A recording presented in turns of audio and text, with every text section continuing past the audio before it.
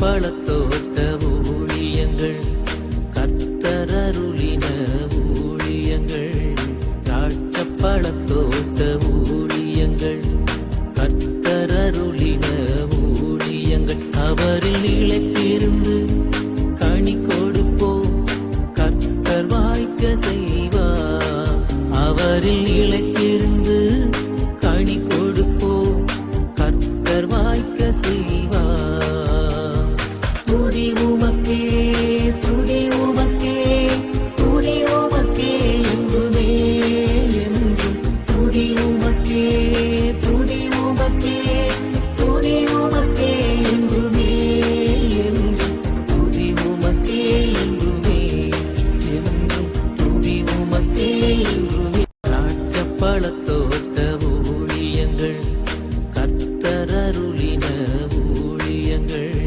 திராட்சை பழத்தோட்ட ஊழியங்கள் கத்தரருளின ஊழியங்கள் அவரில் நிலைத்திருந்து கனி கொடுப்போம் கத்தர் வாய்க்க செய்வார் அவரில் நிலைத்திருந்து கனி கொடுப்போம் கத்தர் வாய்க்க செய்வார் துதி உமக்கே துதி உமக்கே துதி உமக்கே என்றுமே என்றும் துதி உமக்கே துதி உமக்கே துதி உமக்கே என்றுமே என்றும் துதி உமக்கே என்றுமே என்றும் துதி உமக்கே என்றுமே. சிறியவனை பொழுதிலிருந்தும் எளியவனை குப்பையிலிருந்தும் எடுத்து உயர்த்தி ராஜாக்களோடும் பிரபுக்களோடும் வந்திருக்க செய்கிற அருமை ஆண்டவர் இயேசு கிறிஸ்துவின் இனிதான நாமத்தினாலே இந்த சத்தத்தை கேட்கின்ற அனைத்து தேவனுடைய பிள்ளைகளுக்கும் என்னுடைய அன்பான வாழ்த்துதல்கள். நீங்கள் கோடா கோடியாய் பெருகுவீர்களாக, உங்களுடைய பிள்ளைகள் கோடா கோடியாய் பெருகுவார்களாக என்று வாழ்த்துகின்றேன், ஆசீர்வதிக்கின்றேன். பிரியத்துக்குரியவர்களே, உங்களை இந்த நாளிலே இப்படியாக சந்திப்பது அதிக சந்தோஷம். தினந்தோறும் நீங்கள் இந்த செய்திகளை கேட்க வேண்டும், அநேகருக்கு நீங்கள் அறிமுகப்படுத்த வேண்டும் என்று உங்களை அன்போடு அழைக்கின்றோம். தேவனுடைய வார்த்தை கிடைக்காதா? ஆண்டவர் என்னோடு பேச மாட்டாரா? என்னை ஆற்றி தேற்ற மாட்டாரா? என் கேள்விகளுக்கு பதிலளிக்க மாட்டாரா? எனக்கு புதிய வாழ்வை அவர் கொடுக்க மாட்டாரா? அவர் எனக்காக வழி ஏற்படுத்தி கொடுக்க மாட்டாரா என்று ஏங்கி தவிக்கின்ற எத்தனையோ கோடி கோடி மக்கள் இந்த பூமியில் காணப்படுகிறார்கள். அநேக ஊழியங்கள் எழும்பியிருக்கலாம், புச்சீசில்கள் போல அநேக ஊழியக்காரர்கள் எழும்பியிருக்கலாம். கர்த்தருக்கு ஸ்தோத்திரம். அதன் மத்தியிலும் கூட இது போன்ற செய்திகளுக்கு நாள்தோறும் ஜனங்கள் காத்திருக்கிறார்கள். நாள்தோறும் அநேகம் ஆயிரம் ஜனங்களுக்கு இந்த செய்திகளை கர்த்தர் ஆசீர்வாதமாக மாற்றி கொடுக்கின்றார். கர்த்தர் நாமத்துக்கு ஸ்தோத்திரம் உண்டாகட்டும். இந்த வாரம் சனிக்கிழமை நமக்கு கர்த்தருக்கு சித்தமானால் மார்த்தாண்டம் அந்த வெட்டுமணி ஜங்ஷன் உங்களுக்கு தெரியும், அந்த பாலத்துக்கு கீழே இருக்குது.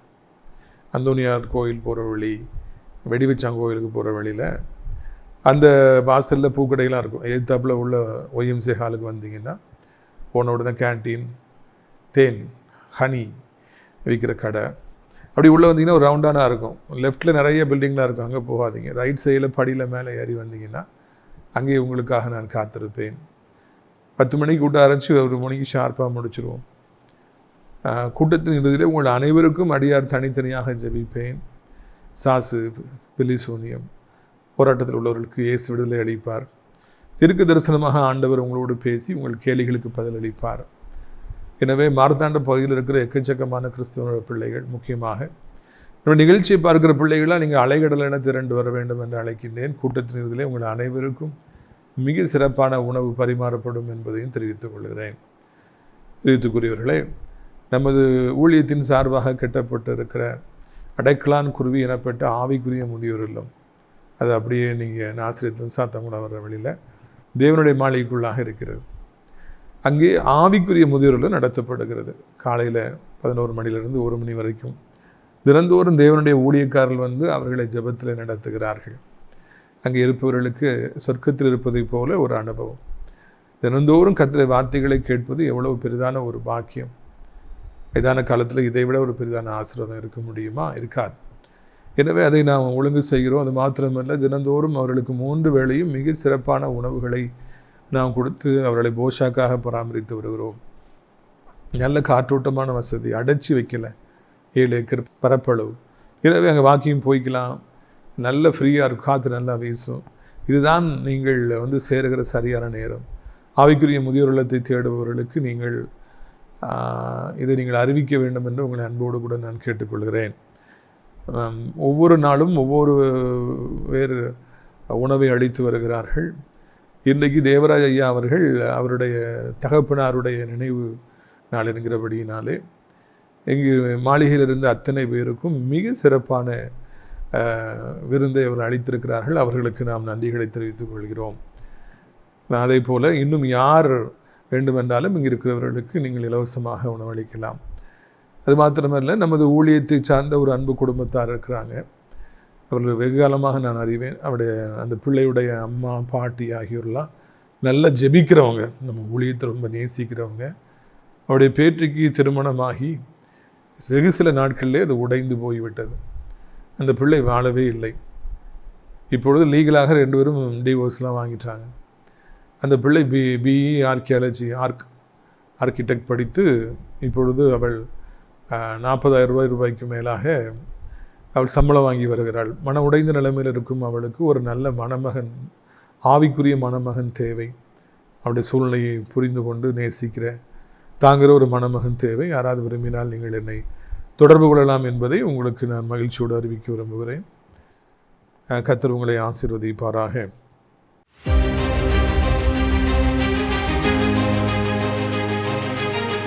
பிரியத்துக்குரியவர்களே, நீதிமொழிகள் 13:24 பிறப்பை கையாடாதவன் தன் மகனை பகைக்கிறான்.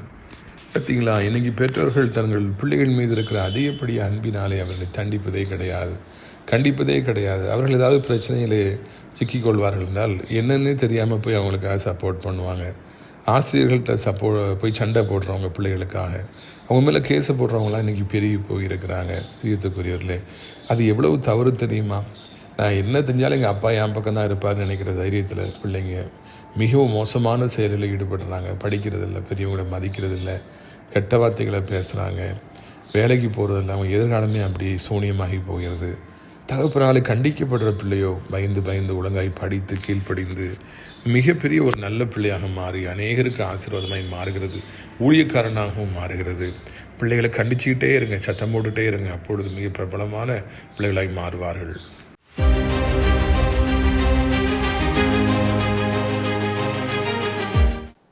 இந்த அருமையான நாளில் கூட நம்முடைய பிரயோஜனத்திற்காக 1 சாமுவேல் 30வது அதிகாரம் 1வது வசனத்திலிருந்து வாசிக்க விரும்புகிறேன். தாவீதும் அவன் மனுஷரும் 3ஆம் நாளிலே சிக்லாக்கு வந்து சேர்கிறதற்குள்ளே அமலேக்கியர் தென்புறத்து சீமையின் மேலும் சிக்லாக்கின் மேலும் விழுந்து சிக்லாக்கை கொள்ளையடித்து அதை அக்கினியினால் சுட்டரித்து அதிலிருந்து ஸ்திரீகளாகிய சிறியவர்களையும் பெரியவர்களையும் சிறைபிடித்து ஒருவரையும் கொன்று போடாமல் அவர்கள் பிடித்து கொண்டு தங்கள் வழியிலே போய்விட்டார்கள்.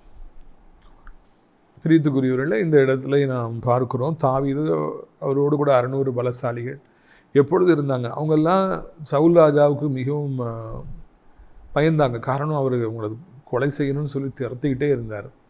அதனால் வேறு வழி இல்லாமல் அவர்கள் பெலிஸ்தியர்களோடு கூட போயிருக்கிறாங்க. அவருடைய எதிரிகளோடு, இஸ்ரவேலுடைய எதிரிகளோடு போயிருக்க வேண்டிய ஒரு பரிதாபமான சூழ்நிலை வருகிறது. தாவீது வாழ்க்கையில் எவ்வளவு பரிதாபமான நிலைமைக்குள்ளாம் கடந்து போனார்னா அதை சொல்கிறதுக்கு வார்த்தைகளே இல்லை. அந்தளவுக்கு பாடுகள். எந்த கோலியாத்து அவர் பெலிஸ்தியரை சார்ந்தவர் வீழ்த்தி அவர் கதாநாயகன் ஆனாரோ, எந்த பெலிஸ்தியர்களுக்கு எதிராக பல யுத்தங்களை செய்தாரோ அந்த பெலிஸ்தியர்கள்ட்டே போய் அவர் வாழ வேண்டிய, அடைக்கலம் போக வேண்டிய, கைகளை கட்டி கொண்டு நிற்க வேண்டிய சூழ்நிலைகள்லாம் அவருக்கு வந்துச்சு.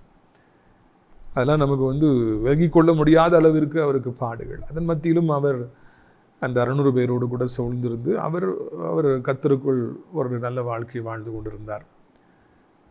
அவர் ஒரு விசை அங்கே ஆண் பிள்ளைகள் எல்லாம் சேர்ந்து தாவீதும் 600 பேரும் சேர்ந்து வெளியே போயிட்டு இங்கே வீட்டுக்குள்ளே வருகிறதுக்கு கொஞ்சம் காலம் ஆகுது. அப்போது சிக்லாக்குங்கிற ஒரு இடத்துல தாவீதுடைய மனைவி மற்றும் இந்த 600 பேருடைய மனைவி எல்லாருடைய பிள்ளைகள் எல்லாரையும் பத்திரமா வச்சுட்டு, சிக்லாக்கிறது ஒரு ஊர், நல்ல கட்டடங்கள், பெரிய கட்டடங்கள், நல்ல காம்பவுண்டெல்லாம் வச்சு அவங்க பத்திரமா இருங்க, நாங்கள் வெளியே போயிட்டு வரோன்னு சொல்லிட்டு அவங்க எப்போவுமே வெளியே போகிறாங்க.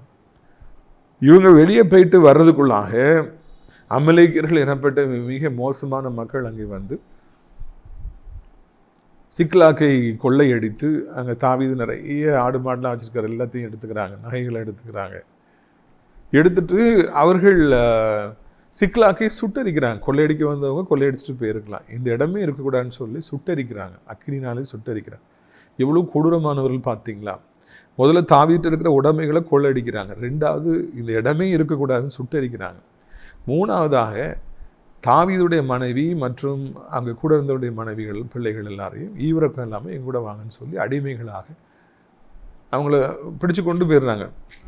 தாவீதுடைய மனைவி எல்லாருடைய மனைவி வாலிபமாக இருந்திருப்பாங்க, அழகாக இருந்திருப்பாங்க, சிலருடைய பிள்ளைகள் வாலிப பிள்ளைகள் இருந்திருக்கும், எல்லாரையும் பிடிச்சு கொண்டு போயிடுறாங்க அடிமைகளாக. இந்த கொடூரமான சம்பவத்தை இவர்கள் செய்துட்டு போயிடுறாங்க. இந்த நேரத்தில் தான் தாவீது அங்கே 600 பேரோடு அங்கே வந்து பார்த்து அதிர்ச்சி அடைந்தார் என்று நாம் வாசிக்கிறோம். இந்த காரியத்தின் மூலமாக அநேக உண்மைகளை, ஆவிக்குரிய உண்மைகளை நான் தெரிந்து கொள்கிறோம். தாவீதை போல நீங்கள் கிறிஸ்துவுக்குள்ளாக ஒரு வாரியராக, ஒரு யுத்த வீரனாக இருக்கிற பொழுது, ஆண்டவருடைய பிள்ளையாய் நீங்கள் உண்மையாய் வாழுகிற பொழுது கர்த்தர் உங்களை தகுதிப்படுத்தும்படியாக, கர்த்தர் உங்களை கிறிஸ்துவுக்குள்ளாக இன்னும் கொண்டு வரும்படியாக, அநேக அனுபவங்களை கொடுக்கும்படியாக நினைத்து பார்க்க முடியாத துன்பங்களின் வழியெல்லாம் உங்களை நடத்துவார். ஆரம்ப காலங்களில் நினைத்து பார்க்க முடியாத வேதனைகள், நினைத்து பார்க்க முடியாத சம்பவங்கள் எல்லாம் உங்களுடைய வாழ்க்கையில் நடக்கும். தாவீது எதிரிகள் கூடவே போய் வாழணுங்கிற ஒரு சம்பவம் நம்மளால் நினைச்சு பார்க்க முடியல இல்லையா? அதை போலவே நீங்களும் கூட நினைத்து பார்க்க முடியாத அனுபவங்களின் வழியாகலாம் கடந்து போக வேண்டிய சூழ்நிலைகள் வரும். ஒன்று. இரண்டாவதாக, சாத்தானுக்கு தெரியும் உங்களை எந்த இடத்துல அடித்தான் வலிக்கும் என்று சாத்தானுக்கு நன்கு தெரியும். உங்களுக்கு எவ்வளோ பிரச்சனை வந்தாலும் நீங்கள் தாங்கிடுவீங்கன்னு சொல்லி சாத்தானுக்கு நன்கு தெரியும். உங்கள் தலைமையில் இடியே விழுந்தாலும் அப்படியா அப்படின்னு சொல்லி கேட்டுட்டு நீங்கள் சிரிச்சுக்கிட்டே இருப்பீங்க. எனக்கு தானே வலிக்குது, நான் பார்த்துக்கிறேன், ஒன்றும் இல்லை கவலைப்படாதீங்கன்னு சொல்லி நீங்கள் அமைதியாக இருப்பீர்கள். நீங்கள் ஒரு இரும்பு மனிதர் கிறிஸ்துவுக்குள்ளாக என்பதை ஆண்டவர் அறிவார், சாத்தான் அறிவார். அதனால தான் அவன் உங்களுடைய குடும்பத்தாரை தொடுகிறவனாக இருக்கின்றான்.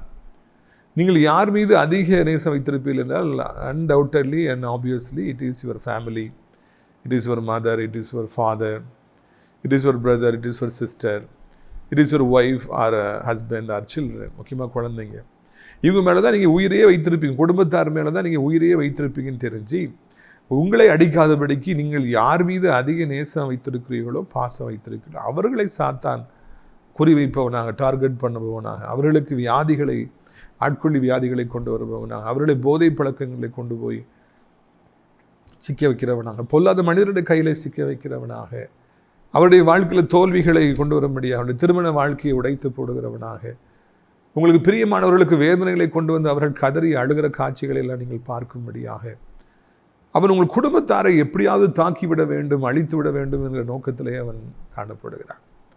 இதைத்தான் இந்த முதல் பகுதியிலே நாம் காண்கிறோம். எங்கே அடித்தா வலிக்கும்னா, குடும்பத்தை அடித்தா தான் வலிக்கும், பிள்ளைகளை அடித்தா தான் வலிக்கும், அம்மா அடித்தா அப்பா அடித்தா தான் வலிக்கும். உடன்பிறந்தவர்களுக்கு பிரச்சனை தான் நம்முடைய உள்ளம் துடிக்கும். உடன்பிறப்புகளுக்கு பிரச்சனை என்றால் கதறி அழுவதை நாம் பார்க்கிறோம். இது ஒரு சகஜமான ஒரு காரியமாக சாத்தானுக்கு இருக்கிறது. அவன் எப்பொழுதுமே யுத்தத்தில் சரியான இலக்குகளை குறிவைத்து அடிக்கிறான். அதில் ஃபஸ்ட் இலக்கு உங்களுடைய குடும்பம் தான். ஆவிக்குரிய மனிதராகிய ஊழியக்காரராகி உங்கள் குடும்பத்தை தான் அவன் குறிவைக்கிறான். இரண்டாவதாக, உங்களுக்கு என்று சொல்லி இருக்கிற சொத்துக்கள், நீங்கள் சேர்த்து வைத்திருக்கிற கொஞ்சம் நெஞ்ச பணங்கள், உங்களுக்கு வருகிற கொஞ்சம் நெஞ்ச வருமானங்கள், வாடகையாக இருக்கலாம், இல்லைன்னா விவசாயத்திலேருந்து வருகிற பணமாக இருக்கலாம், கால்நடைகள்லேருந்து வருகிற பணங்களாக இருக்கலாம், நீங்கள் செய்கிற தொழிலேருந்து வருகிற பணம், மீன் பிடிக்கிற தொழிலாக இருக்கலாம், நிறைய தொழில்கள் இருக்கிறது. இல்லைன்னா நீங்கள் ஏதோ ஒரு வேலைக்கு போயிட்டு சம்பாதிக்கிறதா இருக்கலாம். அந்த வருமானங்கள் எல்லாவற்றையும் அவன் பறித்து விடுவான். தொழில் செய்கிறதுனா உங்கள் தொழிலையே நிறுத்துவான்.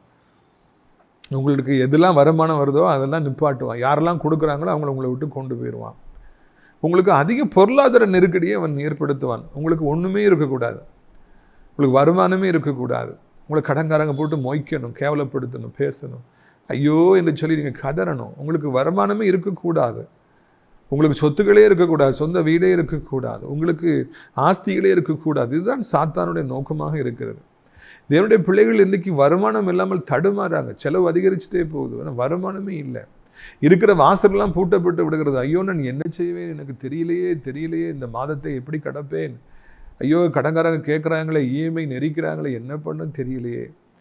தேவனுடைய பிள்ளைகள் அன்றைக்கு தாவீது தவித்தது போல இன்றைக்கு தவிப்பதை பார்க்கிறோம். தேவனுடைய பிள்ளைகள் இருக்கிற சொத்துக்களை பிடுங்கு, வருமானங்களை பிடுங்கு, அவர்களுக்கு இருக்கிற நல்ல சுகத்தை பிடுங்கு, ஆஸ்பத்திரிக்கு கொண்டு போய் தேவையில்லாத செலவினங்களை கொண்டு வா, கோர்ட்டு கேஸ் வழக்க கொண்டு வா, தேவையில்லாத செலவினங்களை கொண்டு கொடு, அதிக வேலையை கொடுத்து அவர்களுக்கு செங்கலை சுட சொல்.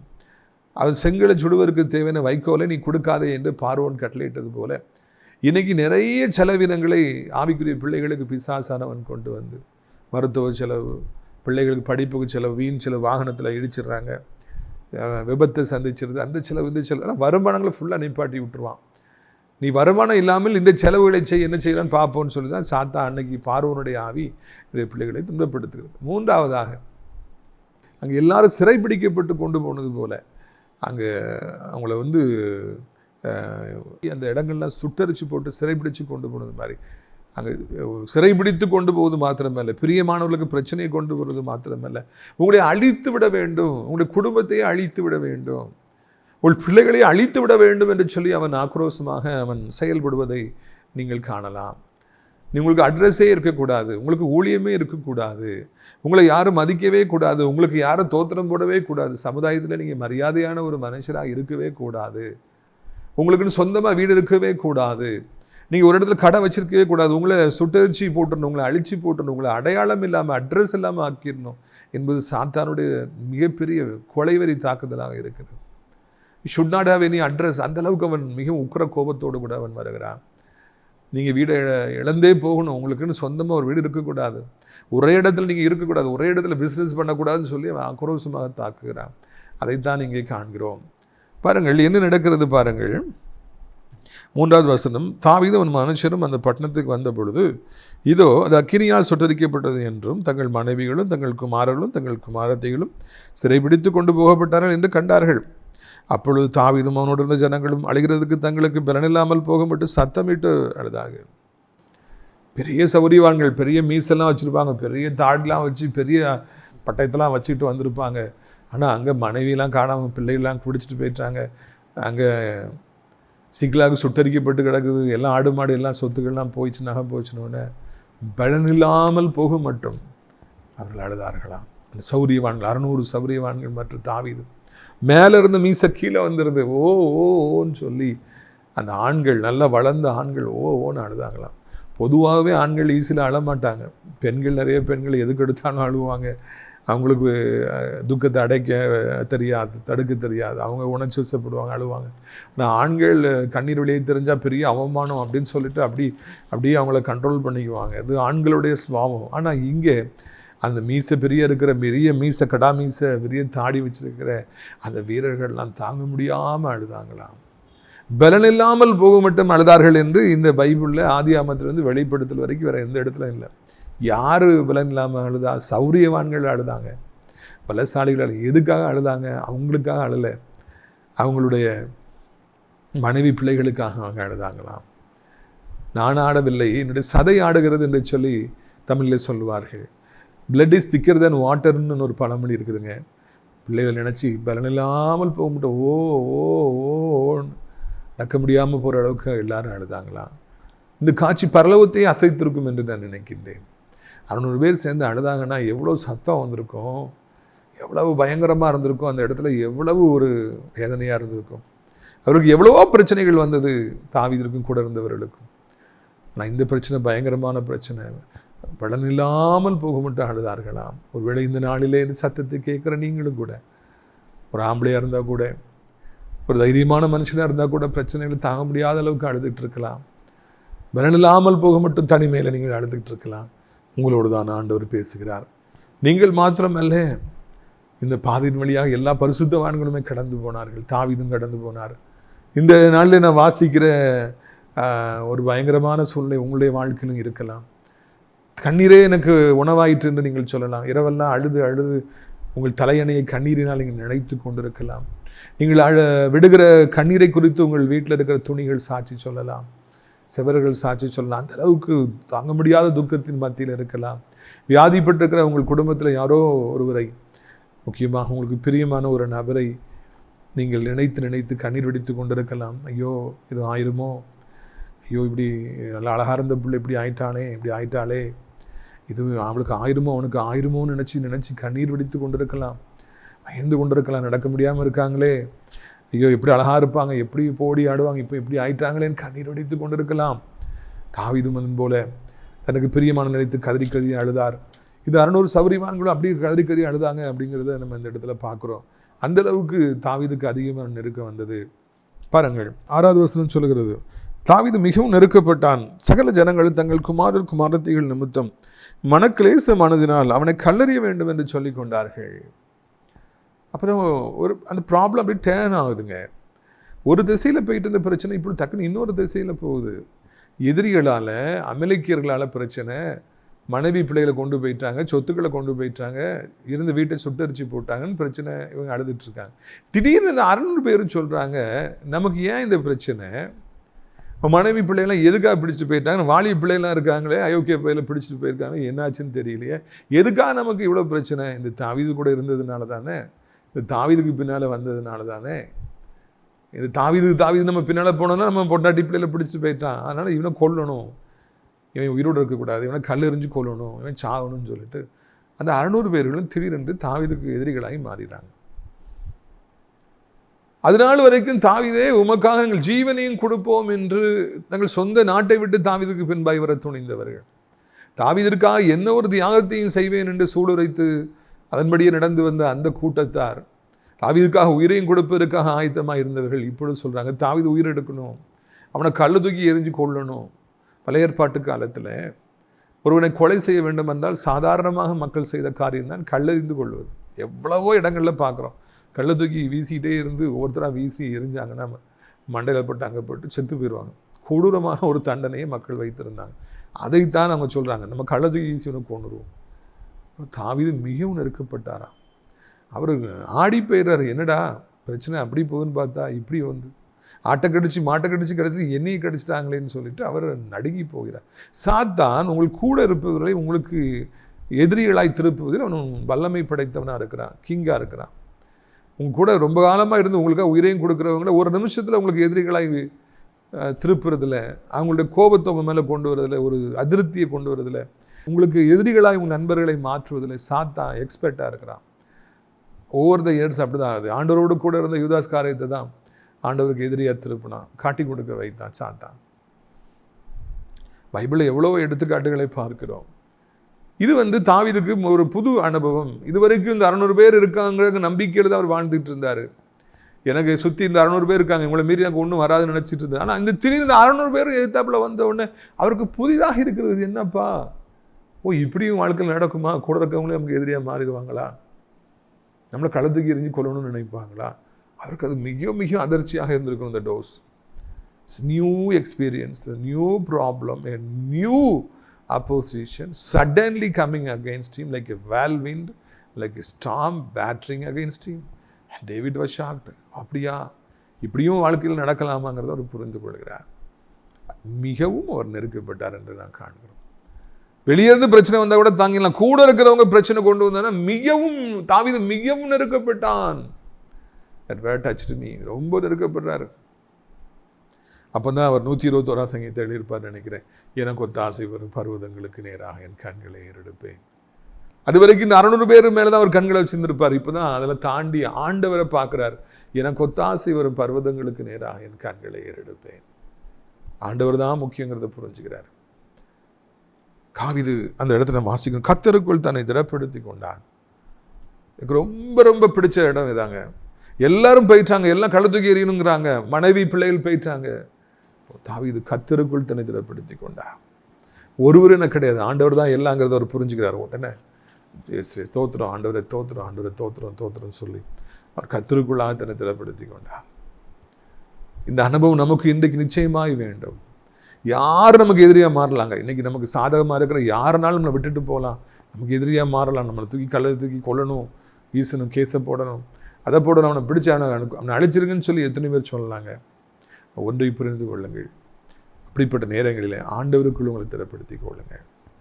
இந்த அனுபவம் இல்லைன்னு நம்ம அழிஞ்சு போயிடுவோங்க. கிறிஸ்துவுக்குள்ளே உங்களை திடப்படுத்தி கொள்ளுங்கள். எத்தனை பிரச்சனைகள் வந்தாலும், எவ்வளோ துரோகங்கள் வந்தாலும், நம்ப முடியாதவர்களாம் உங்களுக்கு எதிரிகளாய் மாறி உங்களை குத்துவதற்காக கத்தியை தூக்கி கொண்டு ஓடி வந்தாலும், சோத்திரம் சோத்திரம் சோத்திரம், நன்றி நன்றி, கர்த்தர் நல்லவர், கர்த்தர் நல்லவர், கர்த்தர் நல்லவர் என்று சொல்லிக்கொண்டே இருங்கள். கிறிஸ்துவுக்குள்ளாக உங்களை திடப்படுத்தி கொள்ளுங்கள். ஆபத்து காலத்தில் நீ சோர்ந்து போவாயனால் உன் பலன் குறுகியது. இன்றைக்கு ஆபத்தின் மத்தியில் நிற்கிறோம் அன்பு சகோதரா, சகோதரி. ஆபத்து வந்துட்டு இருக்கிறது உண்மைதான், வியாதி வந்திருக்கிறது உண்மைதான், பண கஷ்டம் வந்திருக்கிறது உண்மைதான், வேலை போச்சுங்கிறது உண்மைதான், வருமானமே இல்லைங்கிறது உண்மைதான், எல்லா பக்கமும் இருக்கும், நம்மளவர்களுடைய துரோகம் எல்லாம் உண்மைதாங்க. ஆனால் அது மத்தியில் கிறிஸ்துவுக்குள்ளாக உங்களை திடப்படுத்தி கொள்ள படித்து கொள்ளுங்க. சோத்திரம் சொல்ல மறந்துடாதீங்க. நெருக்கம் அதிகரிக்க அதிகரிக்க, பாடு அதிகரிக்க அதிகரிக்க, சோத்திரம் அதிகரிக்கட்டும். அப்பொழுது நிச்சயமாக நீங்கள் வெற்றி பெறுவீங்க. இந்த தொடர்ச்சியை கற்று சித்தமானால் அடுத்த பகுதியில் அடுத்த நாளில் நாம் பார்க்கலாம். செய்தியை மறந்துடாதீங்க. தாவீது கர்த்தருக்குள் தன்னை திடப்படுத்தி கொண்டார். நாமும் ஆண்டவருக்குள்ளே நம்மை திடப்படுத்தி கொள்ள, நெருக்கத்தின் மத்தியில் சோத்திரம் தவறாமல் சொல்ல, ஆண்டவரை சோத்திரித்து துதித்து அவருடைய கிருபையை பெற்றுக்கொண்டு நம்ம கடந்து போக நாம் மறக்க வேண்டாம். நம்மை பழக்கப்படுத்தி கொள்வோம். Let us train ourselves. அப்பொழுது நாம் வெற்றி பெறுவோம். ஜெபிக்கலாமா? அப்பா பிதாவே, வானத்துக்கும் பூமிக்கும் ஆண்டவரே, இது அருமையான நாளிலும் கூட தாவீது மிகவும் நெருக்கப்பட்டாருங்கிற மிகப்பெரிய ஒரு ஆண்டவரே ஒரு பாடத்தை நாங்கள் பார்க்கிறோம். அவர் இப்படிலாம் கஷ்டங்களை கடந்து போனாரான்னு பார்த்து எங்களுக்கும் கூட இது போல சில சம்பவங்கள் வரலாம் என்பதை நாம் புரிந்து கொள்கிறோம். எல்லாரும் எதிராக நின்ற நேரத்தில், தாவீது தனிமைப்படுத்தப்பட்ட நேரத்தில், எனக்கு ஒத்தாசை வரும் பர்வதங்களுக்கு நேராக என் கண்களை ஏறெடுப்பேன் என்று சொல்லி உண்மை அவர் பற்றி கொண்டார். நாங்களும் உண்மை பற்றி கொள்ள எங்களுக்கு நீர் உதவி செய்ய வேண்டும் என்று சொல்லி கெஞ்சுகிறோம். ஆண்டவர், வியாதி தனக்கு பிரியமானவர்களுக்கு வந்திருக்கிறபடியினாலே, ஐயோ அப்படி ஆயிருமோ இப்படி ஆயிருமோ, டாக்டர் இப்படி சொல்கிறாங்களே, அவங்க பக்கத்து வீட்டில் அப்படி சொல்கிறாங்களே, இந்த வியாதி வந்து அவங்களுக்கு இப்படி ஆகிப்போச்சு, இவங்களுக்கு இப்படி ஆகிப்போச்சு, ஐயோ என்ன ஆகுமோ என்று தத்தளித்து கொண்டிருக்கிற பிள்ளைகளுக்கு நீர் அதிசயமாக உதவி செய்யும். மருத்துவத்துக்கும் அப்பாற்பட்டு மெடிக்கல் மிராக்களாக கர்த்தாவே உம்முடைய பிள்ளைகளுக்கு அதிசய சுகத்தை தார். அந்த வியாதி அப்படியே மறைந்து போகட்டும், அந்த கிருமிகள் அப்படியே மறைந்து போகட்டும், பலகீனங்கள் எல்லாம் மறைந்து உம்முடைய பலத்தை கொடுத்து, மறுபடி பழைய அழகை கொடுத்து, பழைய பலனை கொடுத்து, வேலைக்கு செல்ல படிக்க போக ஆண்டவரை மாடிப்பட்டில் ஏறி இறங்கு கர்த்தாவே நீர் கிருபை செய்ய வேண்டும் என்று கெஞ்சுகிறோம். சாப்பிட முடியாதவர்கள் சாப்பிடட்டும், நடக்க முடியாதவர்கள் நடக்கட்டும், ஆண்டவரை படிக்க முடியாதவர்கள் வேலைக்கு போக முடியாத போகட்டும். செயல்படாத அவயங்கள் இயேசுவின் நாமத்தில் செயல்படுவதாக, மூளையில் இருக்கிற பிரச்சனைகள் இயேசுவின் நாமத்தில் சரியாவதாக. போதைக்கு அடிமையாக இருப்பவர்களை விடுவீங்கப்பா. அன்ற குடும்பத்தில் எவ்வளோ வேதனை, எவ்வளோ கண்ணீர், வாலிப பிள்ளைகள் கஞ்சாவுக்கு அடிமைப்பட்டு, மதுபானத்துக்கு அடிமைப்பட்டு ஐயா குடும்பங்கள் நாசமாகி போகிறதே ராஜா.